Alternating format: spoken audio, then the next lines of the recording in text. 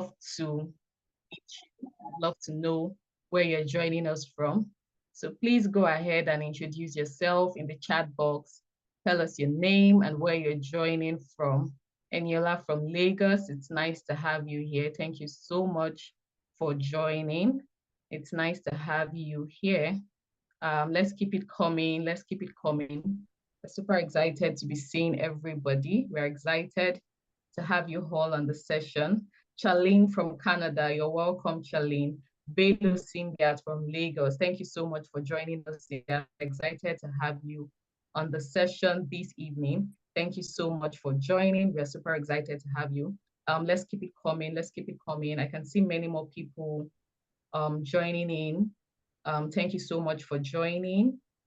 We are introducing ourselves, so please go ahead and introduce yourself in the chat box. Tell us your name and your location. Let us know where you are joining us from for tonight's conversation. We are excited to have everyone here. This is Trauma Series Part 3, like I said earlier. And if this is your very first time attending one of our webinars like this or attending the Trauma Series webinar, where have you been? But we are super excited to have you.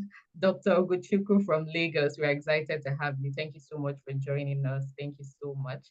And if you've attended at least one or two of our trauma series, we appreciate you.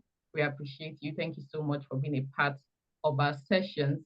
And if this is your third time being on our trauma series, you are the real MVP. So you deserve all the accolades.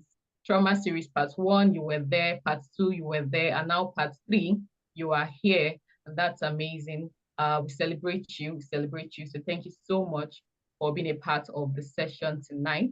My name is Bolo Atife. I'm the community manager at Mental Drive Africa. And we're excited to be hosting you on tonight's very important conversation on dealing with emotional trauma.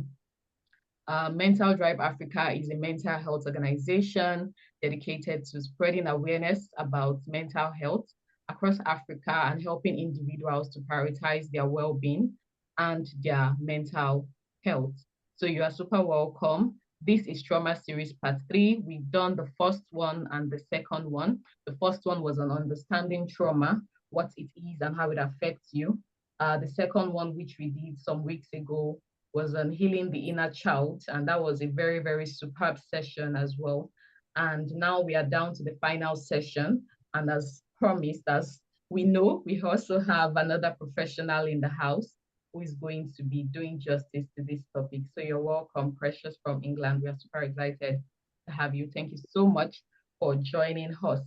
So like we said, we are not going to be wasting much of our time because we want to give opportunity for our speaker to really decipher this topic for us, which is on emotional trauma. Valentine's Day was about a week ago or so. And in as much as we're celebrating love, connections, relationships, and happiness, you will agree with me that for some people, it's just a reminder of, sad memories, heartbreaks, friendship heartbreaks, hurts, pain, betrayal, from people that you trusted or people that you thought would always be there. So tonight's conversation is going to be on healing from emotional trauma. How do you deal with the trauma that comes with, the pain, the hurt, the betrayal from relationships or past experiences like that? So that's what we are going to be speaking on this conversation tonight. And our speaker is already here, so we wouldn't want to waste so much time. And would like you to also know that at the end of the session, we'll be taking questions and answers. So while we pay attention to our speaker, you can take note of your questions. You can write them down, have them somewhere so that at the end of the session, you get to ask your questions and our speaker can address them one after the other. All right, ladies and gentlemen, thank you again for joining. I'm going to go ahead and introduce our speaker right about now so we can know who we are having on board, and then he's going to take the floor for tonight's conversation. All right, so meet our speaker, Dr. Tunji Babajide, a relationship coach and therapist. With over 20 years of experience as a pioneering mental health advocate and relationship therapist, Dr. Tunji has transformed the lives of countless individuals, families, and communities. Specializing in working with upwardly mobile individuals, he utilizes a data-driven approach that integrates coaching, counseling, and psychological insights to address both life, mental health, and relationship goals. Dr. Tunji's method is anchored in an integrative coaching model, offering clients a holistic helicopter view of their emotional, mental, and relational well-being. This bird's-eye perspective allows him to see beyond surface issues, delving into root causes and delivering comprehensive solutions tailored to individual needs. By merging evidence-based therapy techniques with intuitive coaching strategies, Dr. Tunji helps clients unlock their potential, heal from trauma, cultivate emotional intelligence, and build healthy, lasting relationships. Ladies and gentlemen, please can we make welcome our very own speaker, Dr. Tunji. You're very welcome, sir. All right. Thank you so much, Bolo Atife. I don't know where my picture disappeared to. Okay, I can find it now. Thank you, Bolo. I call Bolo Atife my boss. I don't have too many bosses, but there's just something about a person. Once she calls on me like this, I would answer. Precious knows how to use her to get my mumu button. So they both connived and got me here. But it's always a pleasure to speak, especially about topics that are not regularly spoken about, yet people are dealing with. Anyway, at the end, please wait till the end. Oluwagbemi Osho, good to see you. At the end of the session today, you know, the university that gave me a doctorate sent me pictures and email in the course of the week. It's 10 years this month that I got my doctorate. So to celebrate that, I will be giving out 5 sessions to help people diagnose, you know, the trauma that they're dealing with. Many people are dealing with trauma, but they don't know. I often like to say that trauma is a lifelong journey that requires patience, requires self-compassion, requires accountability. And I know that people on this call, perhaps if not everyone, dealing with trauma at a level, you know. And I've seen people, by virtue of the African mindset, you know, brag about they've gone to school, they've got experience, and experience is always very relative, I always like to say, okay, because you can be experienced and yet you can be dealing with emotional issues. I've worked with professors who got, you know, loads of accolades before their name, but they're still beating their wives because they're dealing with trauma from childhood.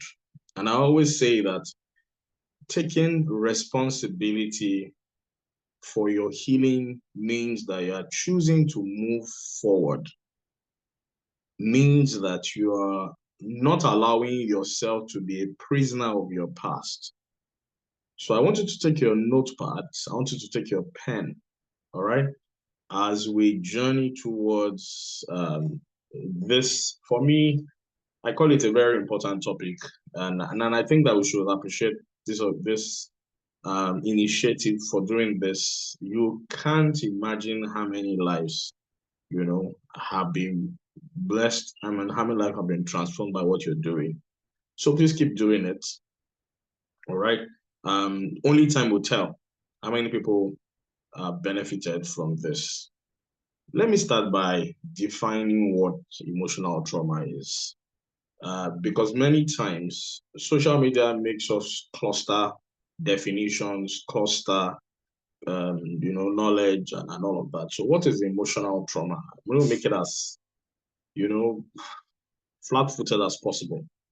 So I always like to say that emotional trauma is the emotional response to an event or a series of events that leaves a lasting negative impact on individuals' mental and emotional well-being. Now, emotional trauma occurs after experiences such as loss, betrayal, abuse, or neglect. Now, it doesn't have to be that someone had an accident, then they had a trauma. Can I shock you? Some of the beating that our parents gave us growing up triggered or was an event that caused trauma. Because our parents don't beat us for what is wrong. I hope you know that parents beat us for what they don't like. And sometimes, some of you on this call, when you find out that your parent or your mom or your dad beat you for what they don't like, and you find out that what they don't like is now accepted at a neighbor's house, you begin to question, is that okay? But I'm saying in essence that sometimes beating from parents can cause emotional trauma. If you have, maybe a mother who likes to express shock in a very shocking way, sometimes it can be an event that can give a lasting negative impact. And I'm using those words intentionally. I'm going to go over it again for those that are taking notes. Emotional trauma is the emotional response to an event or a series of events that leaves a negative impact on an individual's mental and emotional well-being. It occurs after experiencing things like a loss. Just before I came on this call, I had to cancel the session before now. One of my clients, I just called in to say, oh, I lost a cousin. She's 20-something years old. And I had to do a quick, session for her, calming her down and all of that. Betrayal can can be responsible for emotional trauma, loss, abuse, emotional abuse, physical abuse, also neglect. I've worked with ladies who never had a father figure, felt emotionally neglected growing up. That can be a series of events that left a lasting impact. Having said that, I know there's someone from Canada here. I'm not sure whether you're Canadian or you're Nigerian who went to Canada. I need to bring it closer home. I know there are more Africans on the call than maybe people who are not Africans, but please bear with me as I bring a bit of context to understanding what emotional trauma is in Africa. In African context, in many African communities, trauma is often tied to cultural and family dynamics, such as, loss due to war, poverty, violence, as well as generational trauma. And you see these experiences, when I say generational trauma, some people have been victims of a trauma that their grandfather, who fought the Biafran War, transferred to their father, and they transferred that to the children. Because these experiences may not always be recognized as trauma. In fact, I've had people say things like, oh, I'm not traumatized, I just have anger issues. While there is seemingly not necessarily one who's got anger issues that is traumatized, but sometimes the links can be there. So these experiences may not always be recognized as trauma, but can have a deep, lasting effect on emotional health. There's something called emotional health, and I'm going to talk about that. Also, having defined that and brought it a bit to African context, I also need you to know that trauma is not your fault, all right? Most times, trauma is not your fault, but your healing is your responsibility. I'm going to say that again. Most times, trauma is not your fault, but your healing is your responsibility. Because taking responsibility for, your healing means that you are choosing to move forward, even when it feels like you are justifying the pain, you are still on the same spot, and the reality is that I hope that somebody will be able to drop the weight, because you don't have to carry the weight of your past forever. Because healing starts when you decide to stop, when you stop dragging that weight into your future. People drag the weight of their trauma into their future. And that's why some people have struggles making relationship work. You know why? Because they have dragged, the weight of their past, into their future. Having said that, there are three different types of trauma. I'm not sure whether I mentioned that in the first session, but for emphasis sake, there's acute trauma. All right. Acute trauma results from single distressing events. There was just a car accident. There was a fire incident. What else? The examples are, they can be broader, but just let me keep it in that: car accident, natural disaster, fire, the water sweeping people away. In fact, sometimes I've seen people who got traumatic by watching a movie. I mean, used to have a client about 3 or 4 years ago. Well, yeah, it was COVID 5 years ago. She signed up for a session, and guess what the issues are? For some of you who occasionally fly, you'll find out that you probably find this very, very interesting. Guess what the problem was? She had issues with what do they call that thing about flying? Anyway, she had a phobia for flying. Forgot the name. If you can remember the name, put it in the comment section. And she was from a very comfortable family. They were living in Banana Island. The husband was flying all over the world. But she just didn't have um, the liver to fly. You know what happened? While we were having our session, took her through the history, how her growing up was. We traced it to her watching movies. Guess what happened? She watched the movie. She mentioned the name of the movies in the 90s. I can't remember. She watched a movie where a particular child of her age mate, she was a teen at that time, fell from maybe the 18th of the 17th floor and hit her head. You know the way they make those pictures? And it was a gory sight. Right there, she said she started sweating. Oh, when we got there, I knew that was a problem. All right. And because she's also we all have different ways by which things are communicated to us. Some people are auditory, some people are visual. She's very visual in her learning. So that created a traumatic impact, that affected, gave a lasting negative, impact on her. And that was when she picked up that, phobia, not being able to fly for years. In fact, there was a time our husband was working in maybe 8th floor somewhere. She can't even enter a lift. If she's going to the 8th floor of a building, she will follow the staircase. Our husband had to change her office because she didn't go lift. She went enter a lift. She won't fly, both locally and internationally. But you know why? Because there was an incident, a movie. Someone is asking, oh, can a movie have that impact? Oh, yes. The brain does not know the difference between simulation and reality. And that's why you see people watch a movie and they cry. The same way you see people watch a movie and it has a lasting impact. For people who are a bit older, maybe my generation, do you know that our parents exposed us to trauma? When we started watching movies like Harilu, Jangbafo, those were horror movies in Yoruba contexts. So sometimes you wonder why some people are struggling.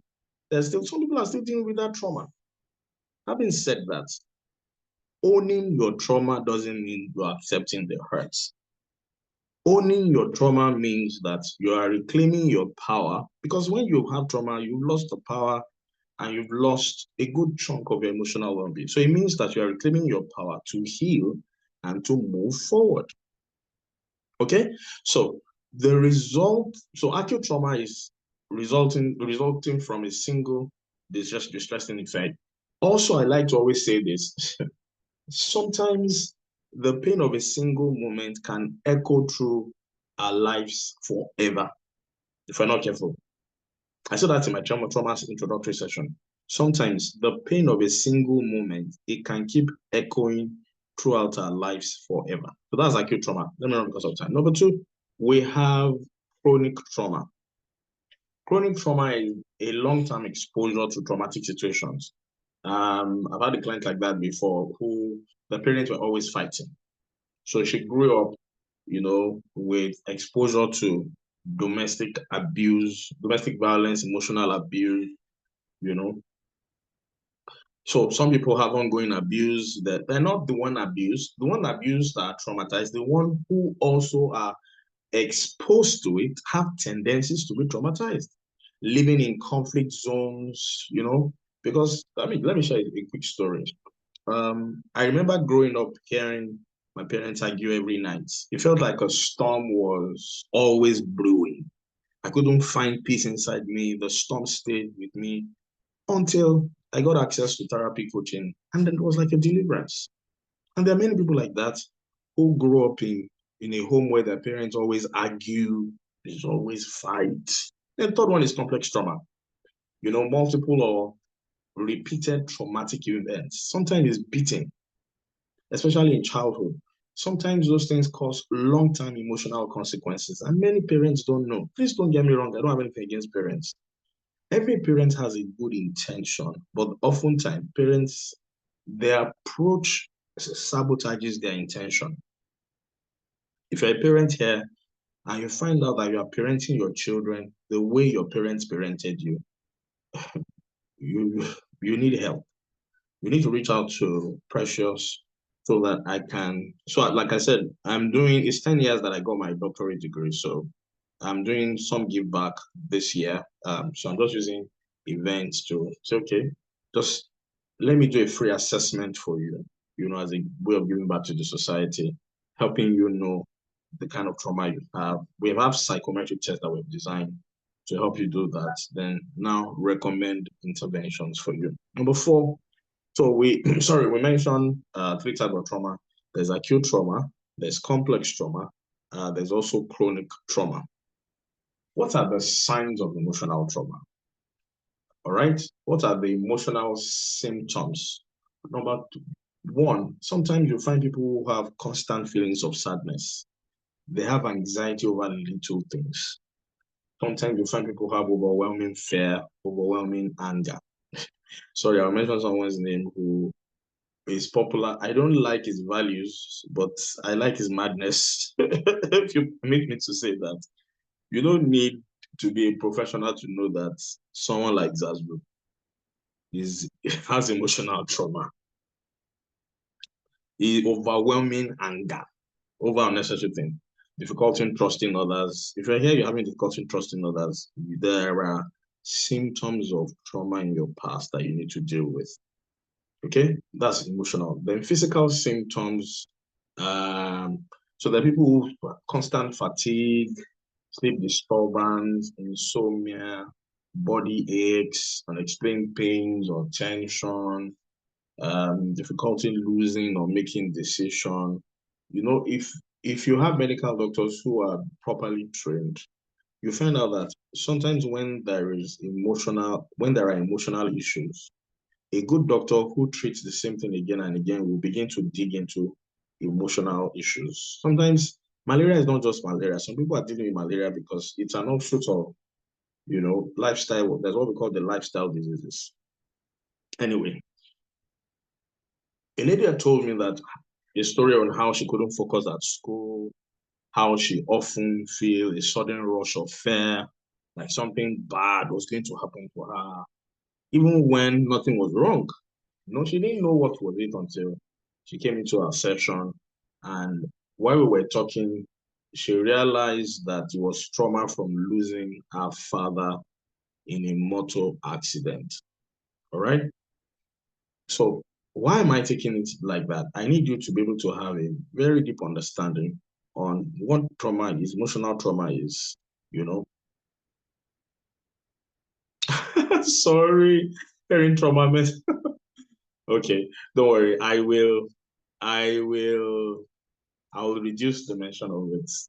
I'll use other words to replace it. Sorry if that got you a bit uncomfortable. All right. Also, I like to bring you to emotional context. Because in Africa, there's a link between trauma and silence. In many African cultures, emotional struggles are often swept under the carpet. They're seen as weakness and that's why now you see a lot of men don't seek help because they feel that it's a sign of weakness when you seek help. In Africa, seeking help for trauma is seen as weakness or something to be dealt with privately, not something you open up.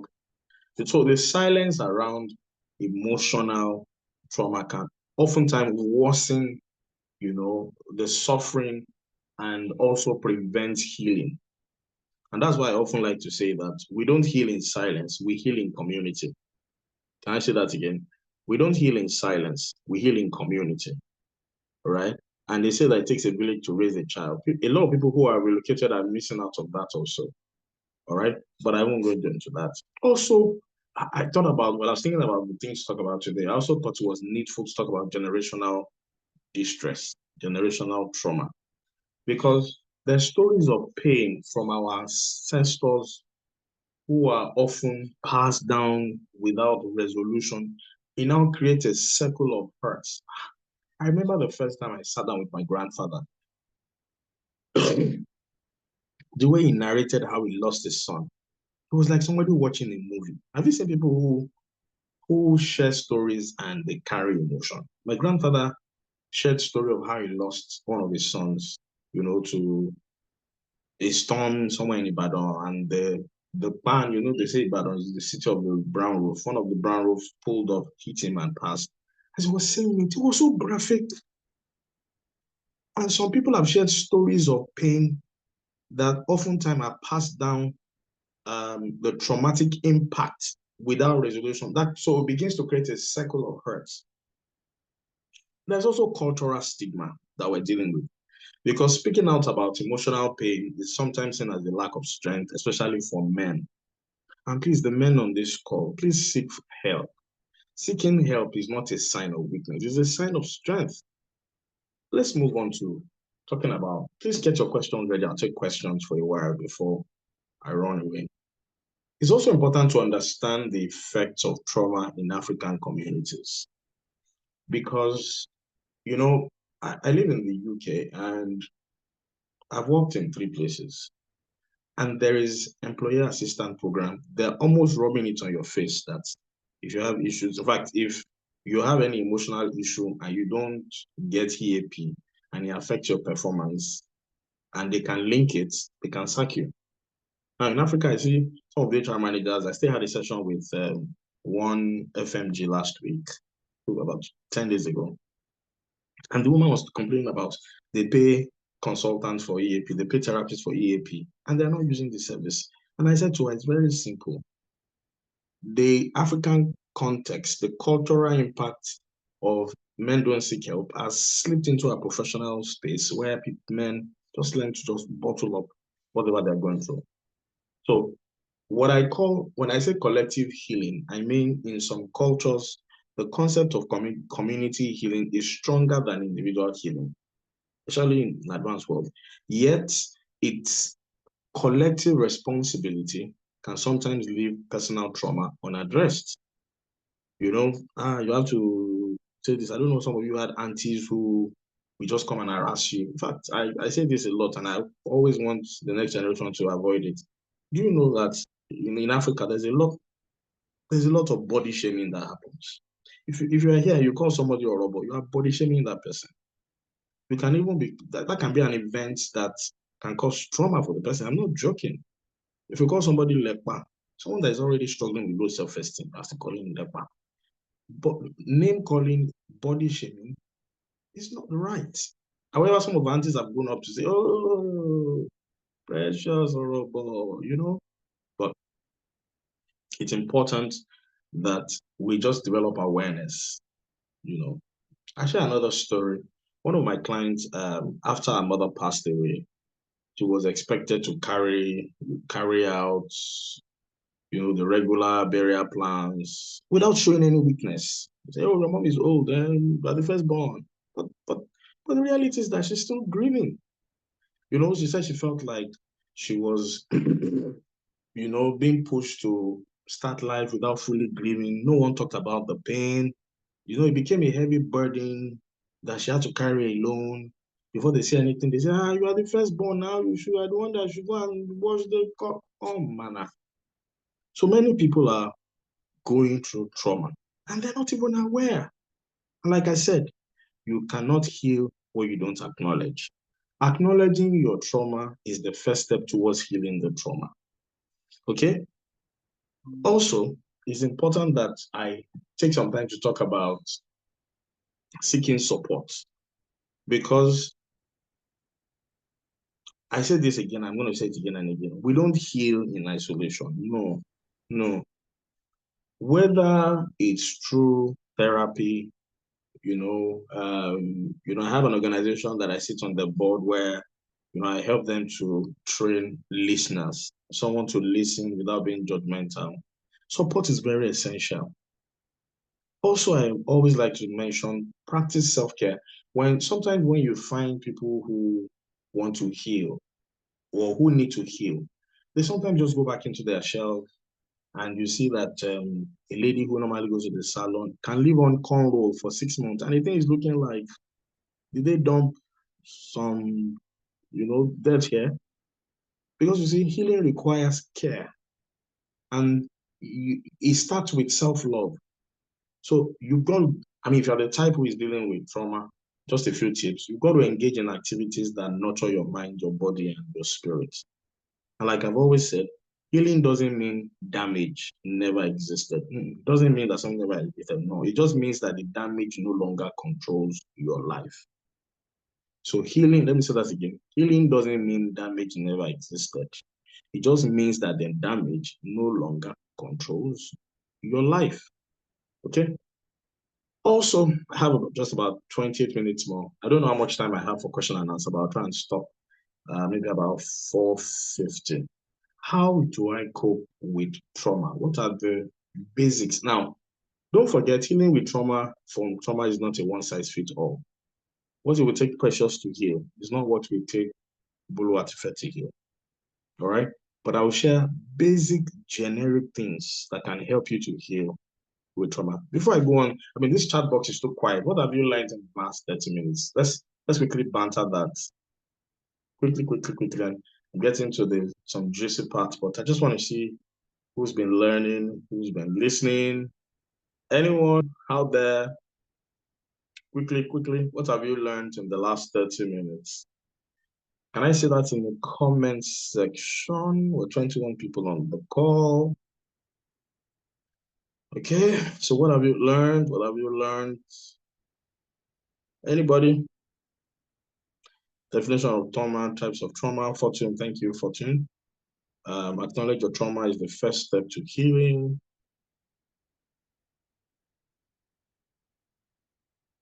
I'm waiting.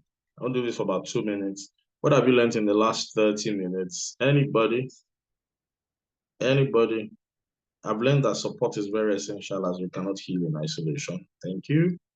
We don't heal in silence, we heal in community. You don't heal from trauma if you haven't properly identified your trauma. Most times, trauma isn't your fault, but healing is your responsibility. Trauma is not your fault, but healing is your responsibility. Thank you, Oluwati Mileyin. Okay, any other person? Let's keep it coming. Got 1 more minute. I learned that we don't heal in isolation, okay? Healing starts with community. The first step to healing is recognizing the presence of trauma. Okay, you need to acknowledge your trauma before you can heal. Thank you. Let me take 3 more. You can be traumatized and not know you are. Very, very true. Spot on, Bello Symbiat. Don't drag the weight of your past trauma into your future. Brilliant. Let's keep it coming.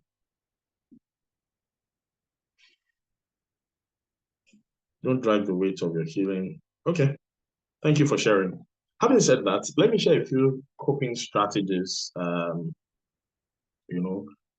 can help. Healing doesn't mean trauma didn't happen, but it means trauma no longer controls your life. Good. So there's what I call mindfulness and meditation. Mindfulness and meditation help you to stay present and manage overwhelming emotions. Talking about it, speaking openly to people who are trustworthy, a trusted friend, a trusted counselor, it can relieve the emotional weight that you are carrying. Then also physical activity, regular exercise can help release tension, improve mental clarity.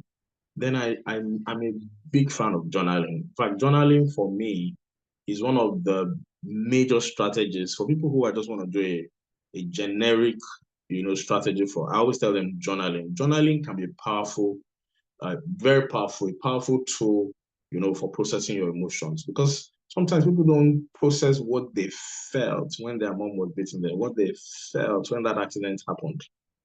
So it's important because I started writing letters to my father who passed away, and I found out that he helped me put my feelings into words. And sometimes I found out that some of the things I couldn't say out loud, I could write out in my journal because my dad passed on about 5 or 6 years ago, and it was quite painful because we're just reconciling, we're trying to just make that fence. Then one day I was going to work, I was on Third Milan Bridge, and I got a call that I had passed. Quite painful. But I must tell you that journaling played a very, very great impact in my healing process. Then also, I need to talk about this for a while because I know it's a challenge with a lot of Africans, and it is trauma and forgiveness. Forgiveness is not about excusing what happened. All right, thank you. Forgiveness is about releasing the power trauma has over you. Can I say that again? Forgiveness is not about excusing what happened. Forgiveness is about releasing the power trauma has over you. Forgiveness sets you free from the chains of, I call it emotional suffering. Because changing the other person is not your responsibility. I've seen people say things like, sir, you don't understand. I just need to, she needs to understand. Sorry, let me take some water. She needs to understand that, she has hurt me so badly, blah, blah, blah. I hear all of those things. But the reality is, it's your responsibility to heal. Nobody's going to do that for you. Someone asked me sometimes ago and said, "Oh, I'm at a crossroad. My partner cheated on me, betrayed me, and I'm turning between whether to reach out to her or stay silent." And of course, this is a very common struggle. After betrayal, and it's not easy to navigate that. I've worked with several people who have been betrayed before. It wasn't easy at all you know. And sometimes the conversation they want to have, you know, is they want closure. And the desire to talk might stem from that need for closure or validation, or just the hope that communication can bring healing. On the other hand, staying silent might feel like self-preservation. And I don't know why I'm going this direction, but I have a feeling that some people dealing with, forgiveness, knowing when to have a conversation and knowing when to have it. So I always like to do this. Ask yourself why you might want to have the talk, because sometimes talking helps you process the situation and close a chapter. You might want to clarify about what happened or to express how it made you feel.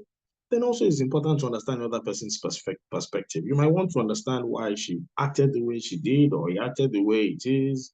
But before you decide whether to talk or to be silent, ask yourself, what do I need from this conversation? Is it peace? Is it clarity? Is it closure? Oh God. I believe someone in this call needs to hear this. So when you're at a conflict to someone who had betrayed you and you are in between, should I talk? Should I be quiet? Ask yourself, is this about peace? Is this about clarity? Is this about closure? Because you need to understand get to a level of understanding where you're asking, am I ready for the emotional impact of this conversation? Whether it be positive or negative. Many people don't think about that. They just want to talk.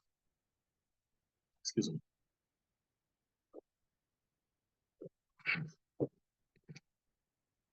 Because many people they don't think about the emotional impact of the conversation.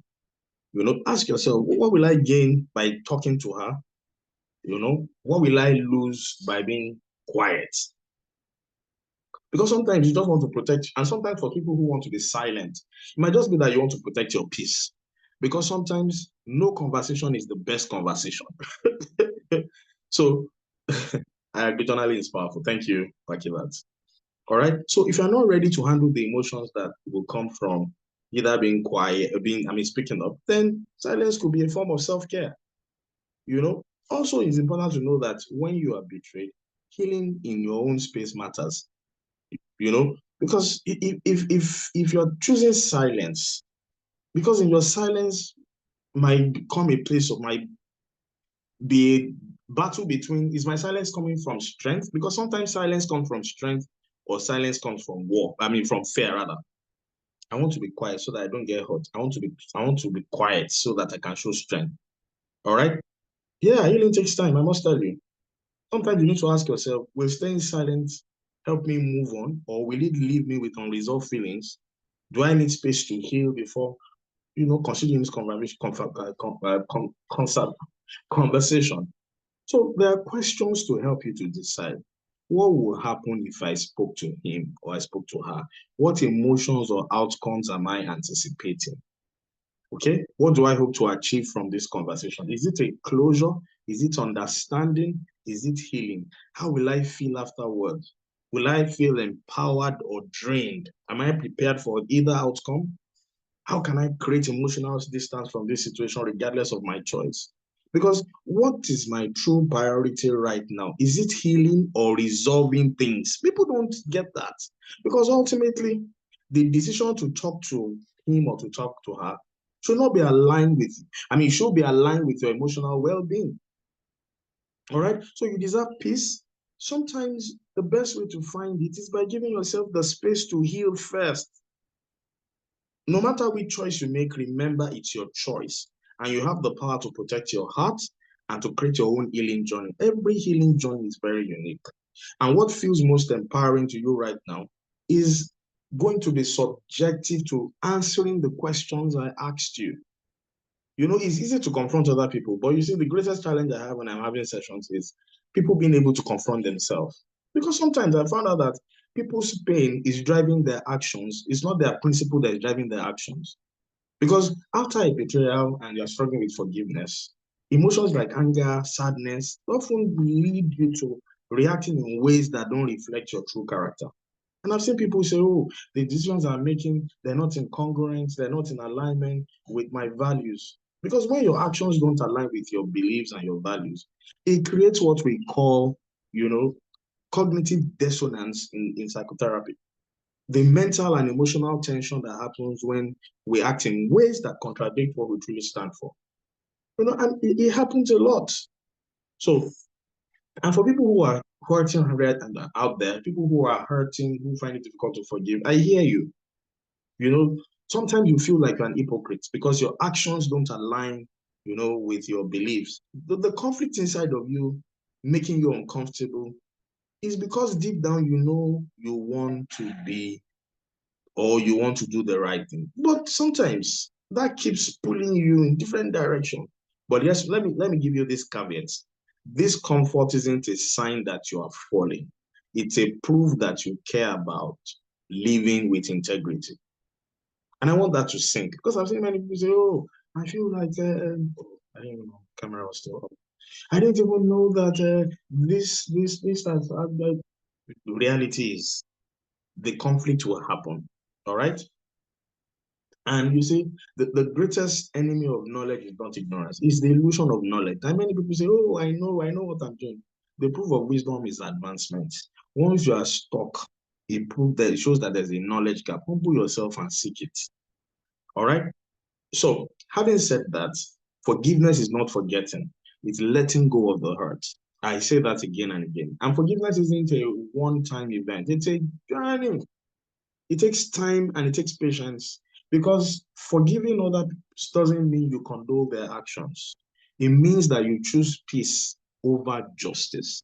You choose peace over pain. So if you're here and that's what you're struggling with, I so much empathize with you. But the reality is that you must make up your mind to move forward. And you can't move forward without embracing healing. So you are it's also important for you to know that you are not your trauma. No, no, no, no, no. Your experience does not define you, but your responses to them defines you. Okay? Let me say that again. Your experience does not define you. It's your responses to the trauma that defines you. And growth is possible. Healing is a process, but it's one step at a time. Okay? So many people always fight over peace and justice. Peace. I want justice. I want justice. Every time you fight for your justice, you will lose your peace. And you deserve peace. You deserve to live without the shadow of past pain. Many people live in the shadow of past pain, controlling their present life, and they're wondering why they're stuck. Sweetheart, the wound is the place where the light enters. The wound is the place where the light begins to gain entry into you. Because sometimes I've seen people who they're wounded, you see in their conversation how hurt they are, what that person did. The reality is that you can't change the other person. I always like to say that when you're at conflict with someone who you love or something, you must first admit that you cannot change anybody. Okay? Because when you hold on to beliefs without questioning them, especially about love, about commitment. And we have been wrongly taught a number of things, you know? So you've got to begin to ask yourself very critical questions. The beliefs that were handed over to you without you, checking whether they're right or not. So questions to reflect on. I've got just about 3-4 minutes more. What emotions do I need to acknowledge and release? Okay? We started with trauma, types of trauma. We're moving to, dealing with forgiveness. That's when I was preparing for this, that's the last part is maybe I call the juice of the cake, or the juice of the meeting. Because I know that people here struggling with unforgiveness, as an offshoot of traumatic incidences caused by someone. Anyway, what emotions do I need to acknowledge and release? One, because there are 21 people also here. If everyone is traumatized, which I perhaps believe might be true, everyone might be dealing with different emotion. So I need you to write that, because I don't like to leave sessions without an action plan. Number two, how can I start my healing journey today, even in small steps? Number three, who can I lean on for support in this process? Sometimes healing requires support. Okay. Number four, what would my life look like if I let go of past trauma and embrace healing? What would my life look like if I let go of past trauma and I begin to embrace healing? All right. Because you see, embracing the journey of healing, I can spend 1 hour talking about that. Because you see, trauma is a part of life. Let me also clarify that. But it doesn't have to define your life. It's a part of life, but it doesn't have to define life. Healing is not only possible, but it is something you can actively work towards. So you are worth your peace, you are worth your freedom, you are worth your growth, because you see, the strongest hearts make the most scars. Many times I have worked with people who they're still blaming the other person for what they have done. Yes, but don't be a prisoner of your past. Don't let your past, hold you into that position where you are just consistently looking back and you're like, I wish I did not. It has happened. The question you should be asking now is, how do I forgive myself? Because I've seen many people who are so judgmental. So instead of judging yourself or past actions, I always say to people, ask, what lesson can I learn from this to grow? Ask questions like, how can I show myself, that I am responsible for my actions. I'm also responsible for my healing. It doesn't define you. I've seen people say, oh, ah, um, Mr. Zube, spoils my life, No, nobody can spoil your life. Nobody can deter your journey. Someone can do something wrong, but be careful of what I call self-sabotaging interpretations. Because I said this in the last session, I'm going to say it again. I've seen two different clients sign up for the same incident. One has an empowering interpretation of what has happened. Another person have a disempowering interpretation. The interpretation of what has happened to you is solely your responsibility. Nobody's going to be responsible for it. Okay? So it's important for you to sit down, and please don't run. Social media has made people want to get quick fixes. No, there's an internal battle between, your values and your actions. All right. There's an internal battle between, will I go for quick fix that might make you feel good now and not look at the impact of it on the long term? Because you see, Don't let social media fool you to think that you've been betrayed 3 times, but by just attending a church service or a seminar, you have to. No, no. Many people are found are stuck in survival mode. And sometimes when we're hurt, we do things just to cope. You know, we do things to just stay in that limbo, whether in seeking revenge, avoiding the pain.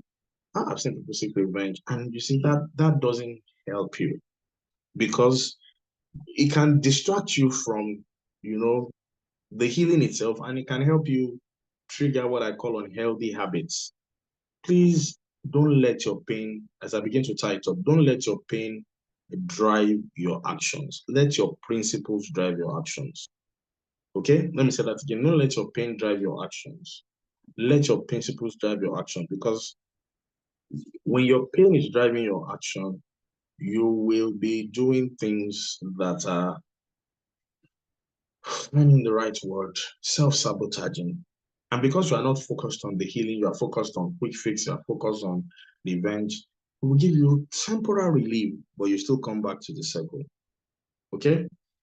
So therapy is not about quick fixes, it's about uncovering the truth, connecting your history with your trauma. And you say the truth can be uncomfortable. My greatest desire when preparing for a session is to be able to get people to confront themselves.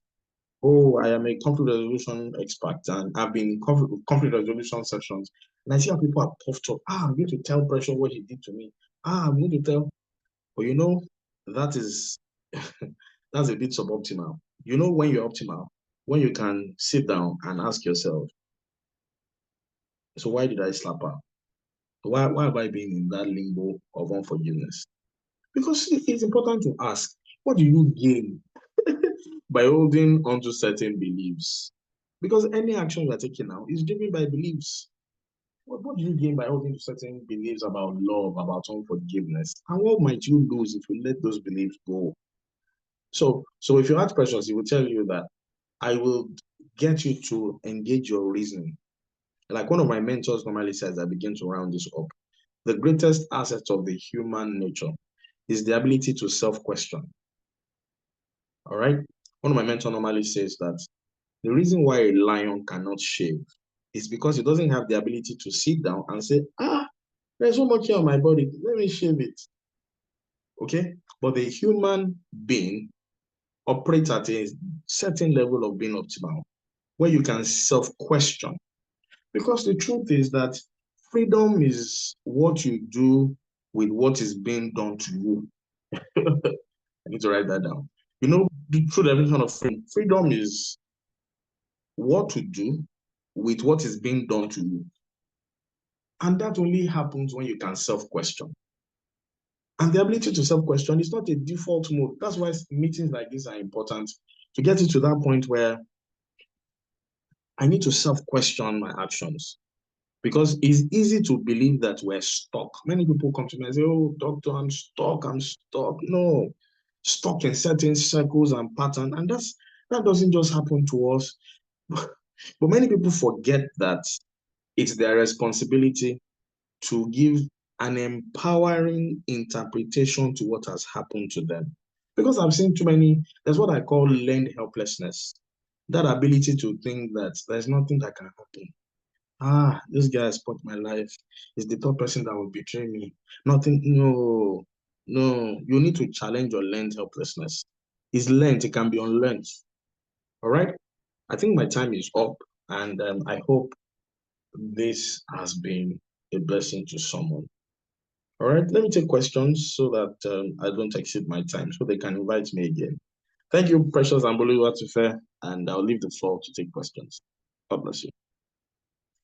Thank you so, so much, Dr. Tunji. Always a pleasure to have you.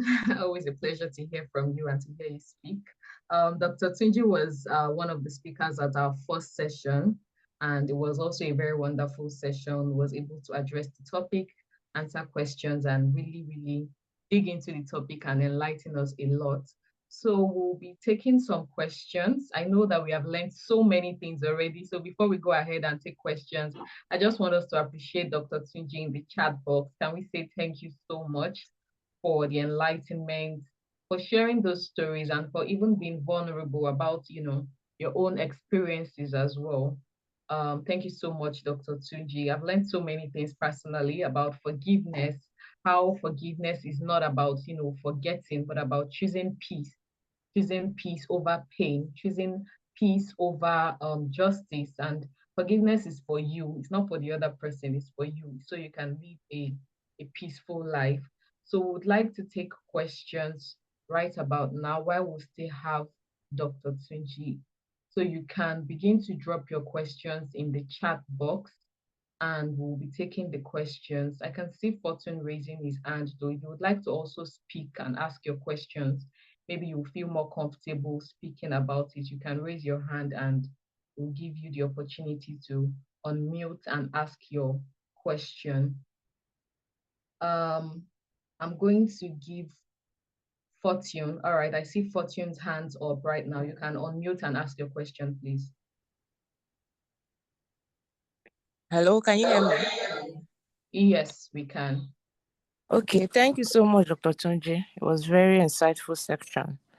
Okay, so my question is, I know you mentioned different types of trauma and different ways to cope.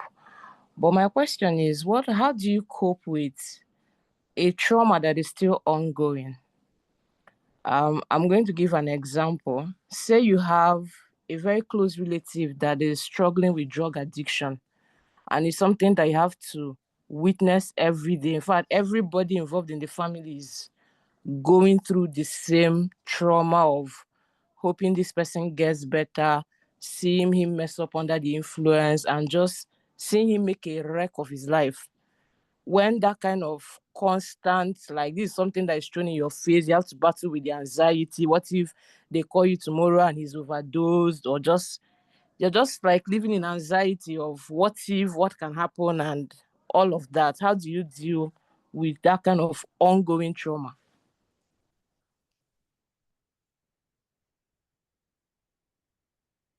All right, thank you, Fortune. Dr. Tunji, please over to you, sir. Sorry, I didn't know my mic was muted. All right. So dealing with ongoing trauma, especially when someone you care about is going through it, honestly can be as challenging as an addiction. And it can be very overwhelming. It can be emotionally draining. And it's natural for you to feel anxiety and distress as you watch a loved one struggle with maybe opium or struggle with whatever addiction it is. But here are a few things you can do to cope. Number one, you need to first acknowledge your feeling. And I like the way you put it. First and foremost, it's essential to validate your own emotions. Feeling anxious, feeling fear, frustration is normal when dealing with ongoing trauma, like a loved one's addiction. And you are not weak for feeling these emotions. I need to get that right. You're not weak. Number two, understand that you can't control their healing. Sometimes we get stressed because we're thinking whether if we are nicer to them or we are tougher to them, we can. No, it's important to recognize that you cannot fix your brother's addiction. I wonder why you haven't taken him or her to maybe Yaba, or there are a few ones in Lekki to you stay in Lagos. I feel there are a few ones around, because no matter how much you want to help, the journey of recovery is ultimately his own. When people bring people who are addicted to me, my first session is to first test their level of readiness. If they're not ready, you just pay and they will not be outcome. And I always put that clause to it. All right. So trying to control or fix the situation can lead to burnout. It can sometimes even lead to guilt, especially when the person you are helping isn't ready to or able to change.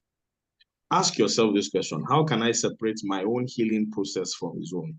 What part of his journey is his to navigate? You need to ask those questions, because sometimes when you are worried over what you can't control, you give yourself unnecessary, emotional draining activity.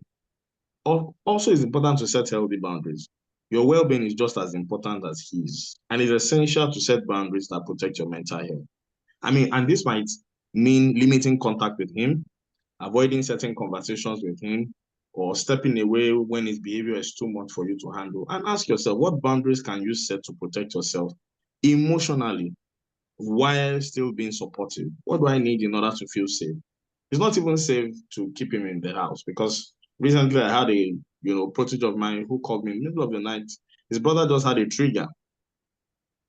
And while she was sleeping, with that anger, someone who had braids, the brother pulled the braids off. Imagine that pain, Wow. So navigating a loved one's addiction often feels isolating. So don't carry the burden alone. Seek professional help, whether in therapy, in addiction homes, Yaba, wherever it is. Speak with other people who understand your experience and can relieve it. You need to seek professional help. All right. Then also, because it's an ongoing thing, you need to practice self-care and mindfulness regularly. Engage in activities that help you reduce anxiety, such as exercising, journaling, have regular self-care routine. All of these things will help you manage stress and keep you grounded. And ask yourself, what can I do each day to prioritize my own well-being? What activities will help me release tension and help me refocus? Then also it's important to educate yourself about addiction, because sometimes people are ignorant about the impact of addiction. So when you educate yourself about addiction, because understanding addiction help you detach from the emotional turmoil and view the situation with more compassion, less judgment. Because addiction is a disease, it's not a moral failure. And it often comes with a complex mix of triggers. The more you, okay, sorry. So the more educated you are about it, the better your response to the trauma. I hope I was able to answer your questions. Yeah, thank you. The only other thing I want to point out is when it comes to like seeking help professionally, like going to drug rehabilitations and all of that, this person has gone for 2 rehabilitation programs now, and at the end of the day, it's even making me question if it really works. But at the end of the day, I think it boils down to what you said, the readiness.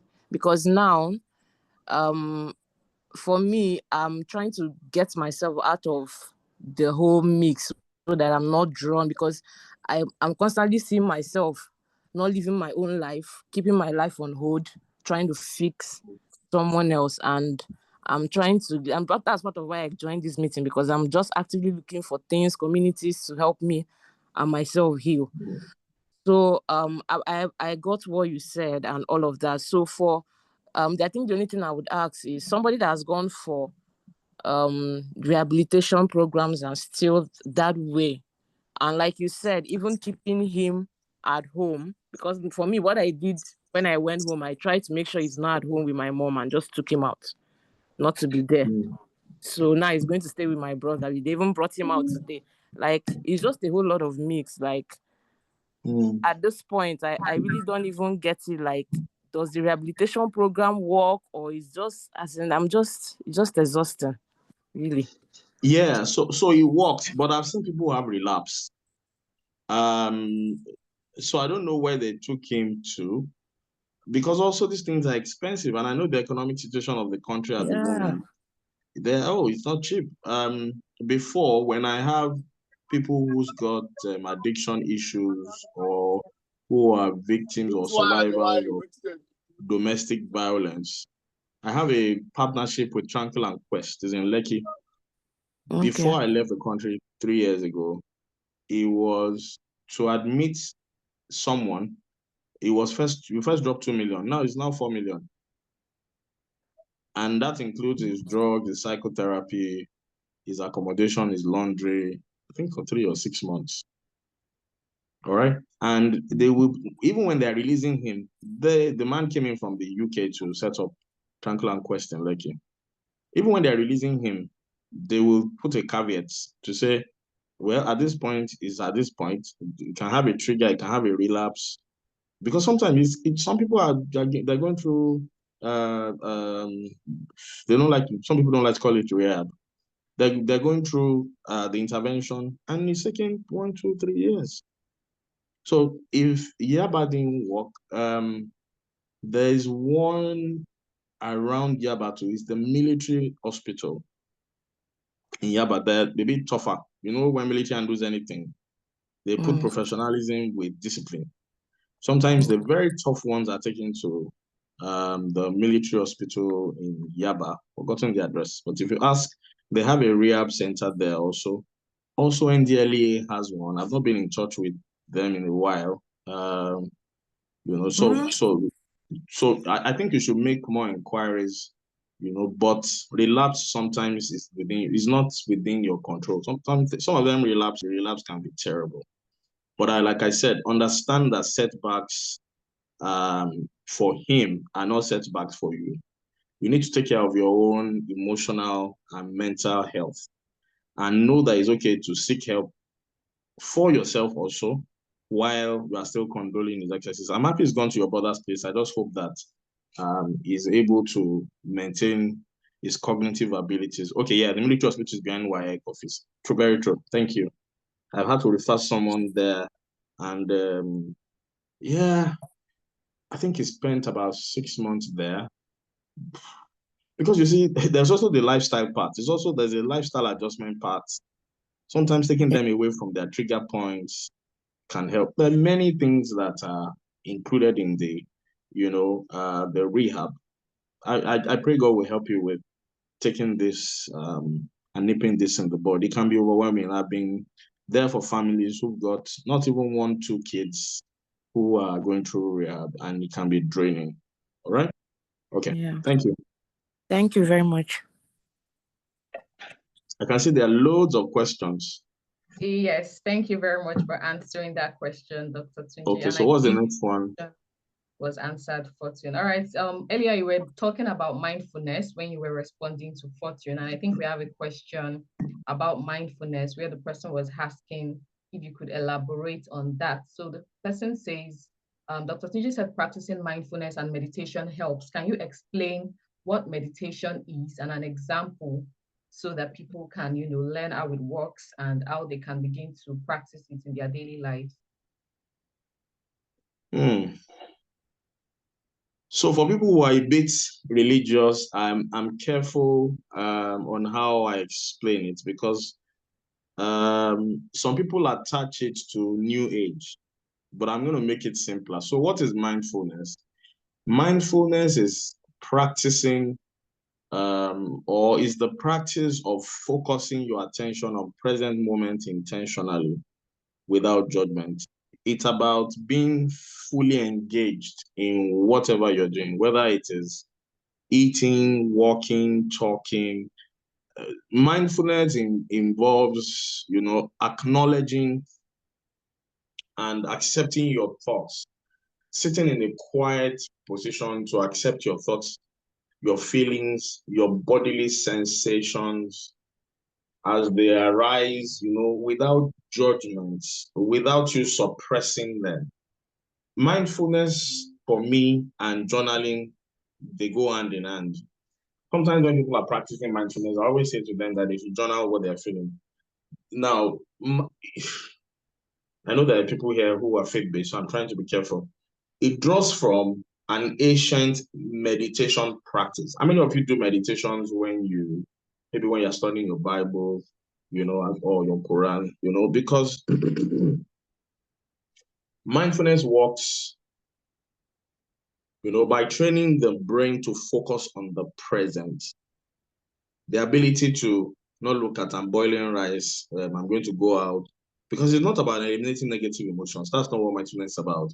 It's about your thoughts being put together rather than, let me put it this way, it's about your thoughts being documented in a way that you are not judging them, focusing on the present moment, focusing on, sometimes you can be beaten and be mindful, taking time to, wash your hand, wash your nails, taking time to chew. When you're eating rice, feel that plantain, feel the meat, feel the stew, feel the garlic, Mindfulness also has to deal with not dealing with past mistakes, because sometimes people, they can't live in the moment. They want to buy a car. After they buy a car, they're looking on how am I going to buy a house. After they buy a house, they're looking on how am I going to get engaged, So mindfulness for me is a way by which you get into a non-judgmental awareness.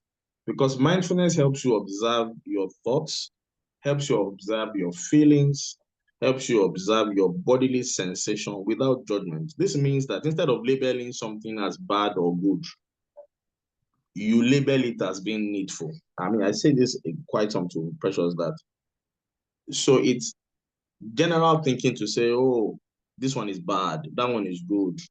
But you see, there's a higher level of thinking that says it's not that good or bad, it's needful. Sometimes it's needful to withdraw, sometimes it's needful to talk. Because you see, bad or good, simply acknowledging that just limits your options of sometimes doing the needful. For those who are Christians, I use the illustration of Jesus Christ. He didn't have to die on the cross. He didn't have a reason to die. Was it good for him to die, or was it bad for him to die? But it was needful for him to die on the cross. Then also mindfulness requires, there's what we call the breathing exercise. All right. Mindfulness teaches you that acceptance of whatever is happening to you in the moment is not a sign of weakness. So I often say that when you're doing mindfulness, just learn to breathe in all the hatred, betrayal, exhale. It's part of mindfulness also.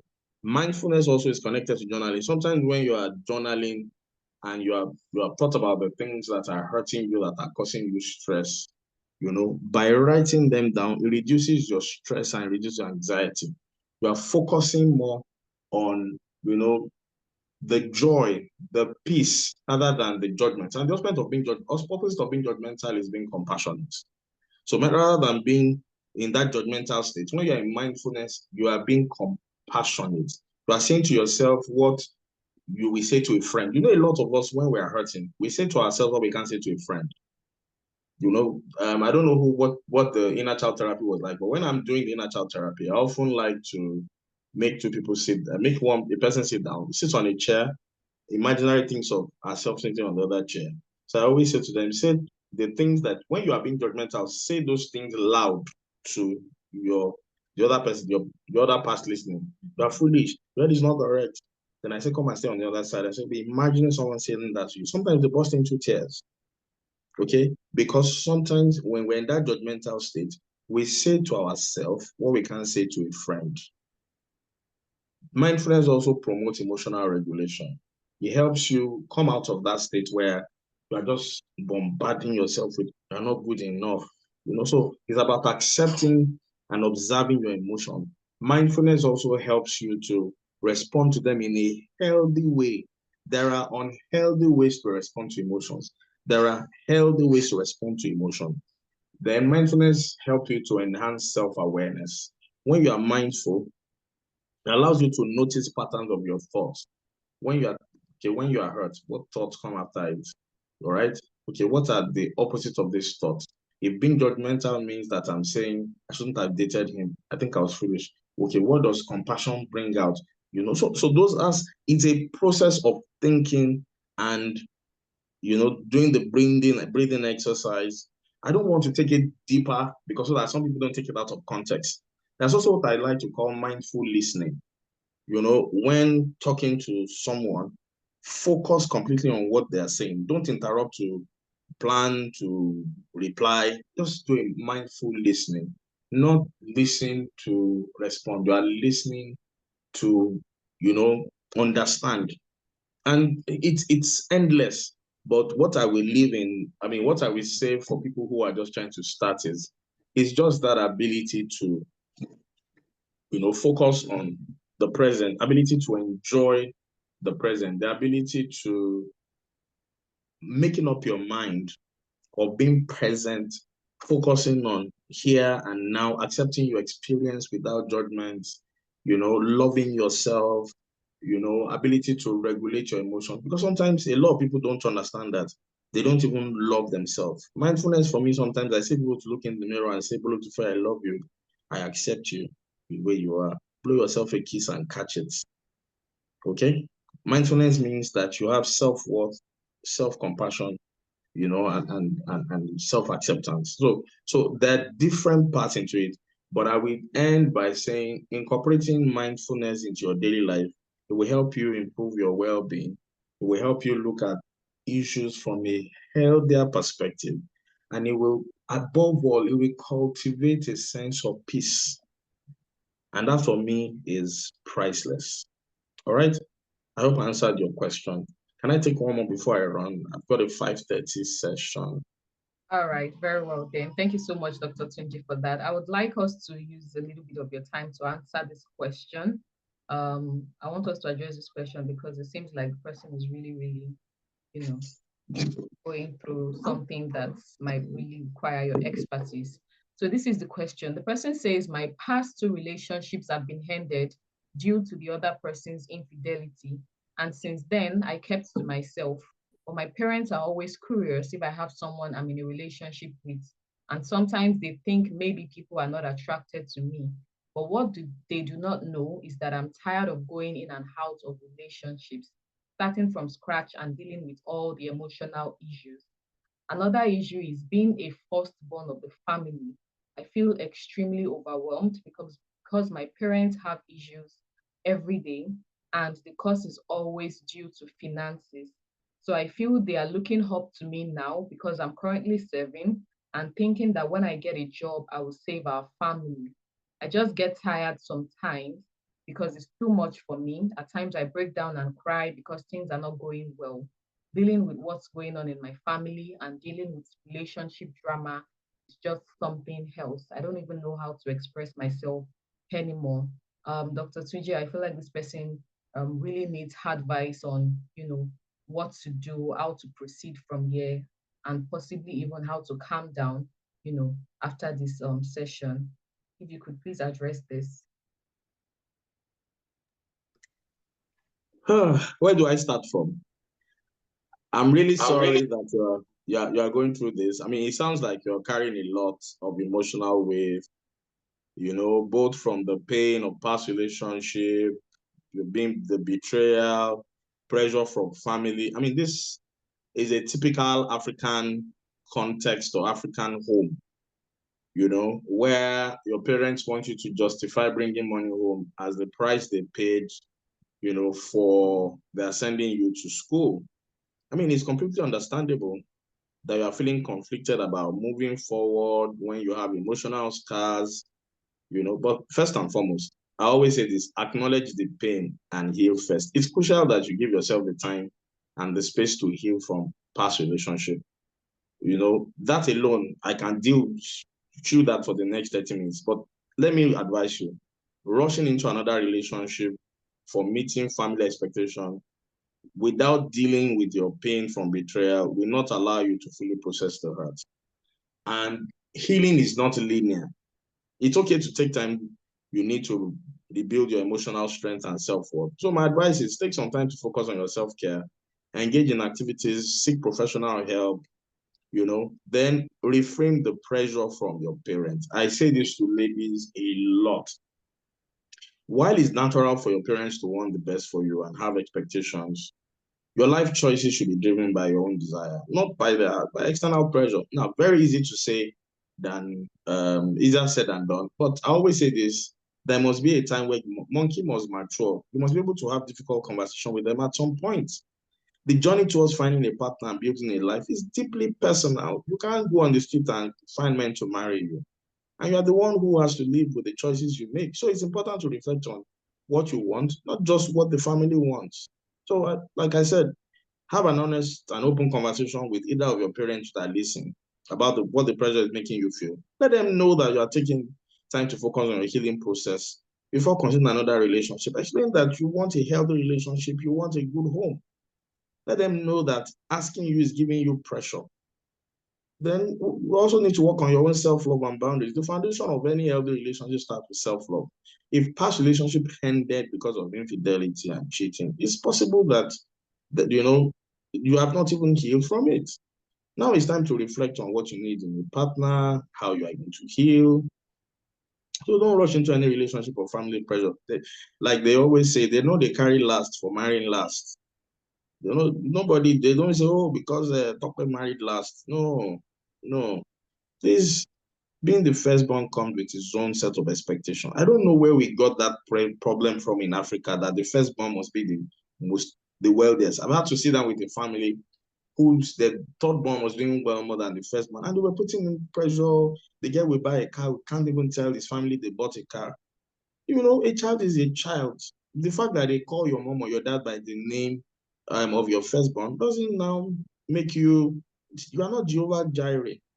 So while those expectations can feel overwhelming, it's important to remember that your journey is unique to you. So there's what I call African black tax. If you're earning 500,000, you must have a budget at the end of the month that this is what I'll give to my parents. Even if somebody falls down from a bike, this is my budget for the month. Now, there'll be emergencies, but let them know that you have a budget. And once you've exceeded it, you've exceeded it. They can do it. They can find someone to do it, but it moves to next month. So that you can psychologically communicate to them that you have a budget. You are the chicken laying the egg. Okay. And sometimes the black tax, I did an interview on Silverboard on it, and it was so enlightening because many people they are being weighed down by black tax. So it's important that you have those conversations. I identify with you. In fact, I would so Bulu, give her my number. It's one of the 5 people I'll do a personal session with just to help you get clarity, because you don't owe anyone a relationship until you are ready. And readiness comes from a place of emotional healing, self-understanding, clarity. So give yourself that grace and time as you navigate this journey. All right. So what I can do is to answer the rest of the questions. I've got a session at 5:30, and I've got to leave now because my voice is cracking small by small. Just want to take about 10 minutes break. All right. I hope this has been helpful. Very, very enlightening. Thank you so much, Dr. Tunji. That has been a truly enlightening session. And thank you so much for addressing this person's concerns in such a very polite manner. Thank you so much. Ladies and gentlemen, please let's appreciate Dr. Tunji in the chat. I mean, taking time out of his very Sorry, busy before I go. All right, All right, like I said, it's 10 years that I got my doctorate. And I've got one person. I need 4 more people. I don't know the criteria you're going to use, or maybe first come, first serve. I don't know. Let me leave that to you. 4 people. I just want to do a psychometric test, helping them know the level of trauma they're in, and helping them suggest an intervention that will help them going forward. Thank you, Belo Simbia. Thank you, everyone. Eunice, thank you. Bolo Atife, thank you. Precious, I know you are somewhere there. Thank you for having me always. I'm sorry I had to rush. Fortune, thank you. Toby, thank you. Eniola Michael, oh, you needed this. Thank you for the session. Eniola, iPhone. Okay, thank you to iPhone. All right. Enjoy your Thank evening. you so much. Thank you so Hope much. to see you guys soon.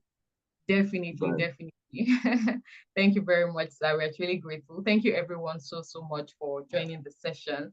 Please don't go just yet. We have a couple of announcements to share with you. And if you look into the chat box, you see some links have been flying around.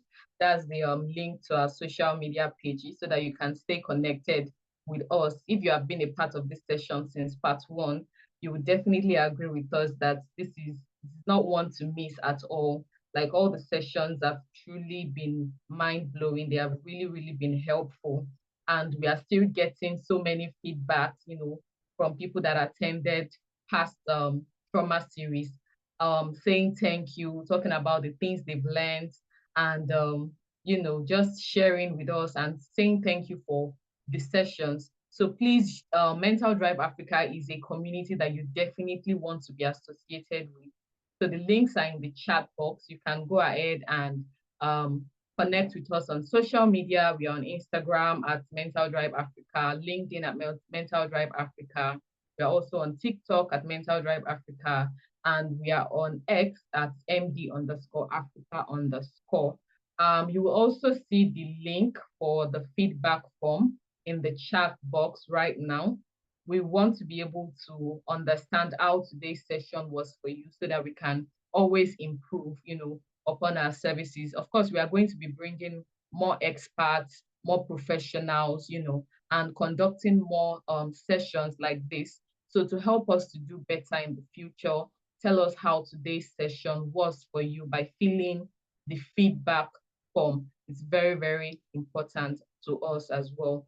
And then lastly, we are super excited to announce that Mental Drive Africa is going to be launching our very own community very soon. And when I say community, I mean community. Dr. Tunji mentioned during the session how healing relies on community, right? And not isolation. You cannot heal in isolation. You have to heal in a community. And because you are opportune to be a part of this session this evening, we are going to be extending a very exclusive invite to everyone on the call this evening. So this exclusive invite is to invite you to be part of the very first launch of the Exile community, which is our community where we can be together, a community where you can feel safe, feel seen, feel heard, and feel connected. So count yourself lucky because we are not opening this community for everyone. It's going to be very, very, intimate, a space where we can bond, where we can heal, where we can stay connected, where you can have easy access to mental health care and help.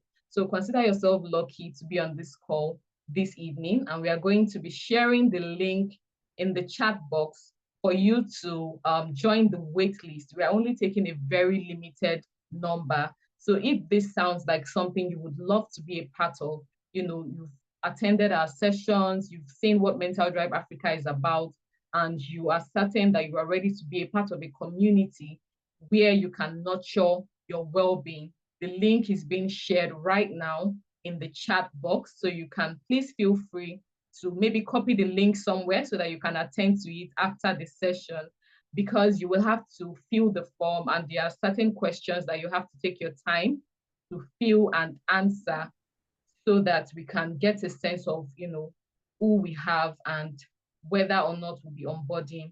So this, like I said, is a very, very exclusive community. And because you are able to join the session tonight, we are opening the wait list first to you people on this call, giving you the opportunity to join the wait list before we put it out in the open.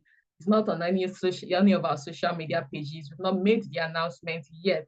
So consider yourself lucky, like I said, and feel free to join the wait list. It's a very limited community. It's a very limited limited slots available. So we're only going to be taking a certain number because we also want to make sure that the people we are bringing into this community are people that are intentional, about their mental health, about their wellness, people that are committed. They're not just seeking individuals that just want to be part of a random group or anything. No, it's nothing like that. They're looking for individuals that are really ready to nurture their own well-being, ready to be a part of a community that also is there to help you prioritize your mental health. So the link is being shared in the chat box now. You can go ahead and copy the link somewhere and you can always fill it up as well. Thank you so much, everyone. I bring regards from the founder of Mental Drive Africa. So sorry that she's unable to speak on this call today, just due to some certain circumstances, but she's very much present on this call. And can we please celebrate her in the chat box? Thank you so much, Precious Adeyinka Salami, for putting this together, always, always, always putting this together for the community. That's our founder of Mental Drive Africa.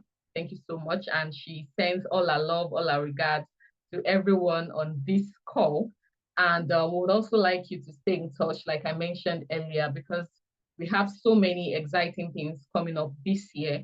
And we would love for you guys to be a part of it because we feel like, mental health is something that should be everyone's priority, should be everyone's responsibility. And when we grow together, we do great things together. That's just the truth. So please stay connected. Don't don't go too far away. Stay connected with what we are doing, support us in what we are doing, and also take advantage of the opportunities, that is being given to us. Dr. Tunji is a mental health professional with years and years of experience. He also mentioned how this year is 10th year in the profession. So take advantage of these opportunities. It's always important to learn. It's always important to learn about these things. And I always say that the learning is not just for you, but it's also for your loved ones. It's also so that you can be able to help people around you better. When you understand what your friends and family members are going through, the way you will even relate with them will be different, because now you can understand where they are coming from, and then you can support them better. So please, let's continue to prioritize our well-being. All the links have been shared in the chat box, and we are so excited. Thank you so much for joining us. For the lady that asked the question, Dr. Tunji has agreed to give a free assessment. So you can reach out to Mental Drive Africa on Instagram so that we can connect you with Dr. Tunji. And Dr. Tunji also has slots open for, I think, 5 people, like you mentioned, free assessments. So if you're interested, maybe you can send us a DM on Instagram, and we can look through your cases and decide, those people that we'll be recommending to Dr. Tunji. Thank you, everyone, once again. Please have a wonderful week ahead, and always remember to take care of your mental health. Thank you, everyone. Bye for now.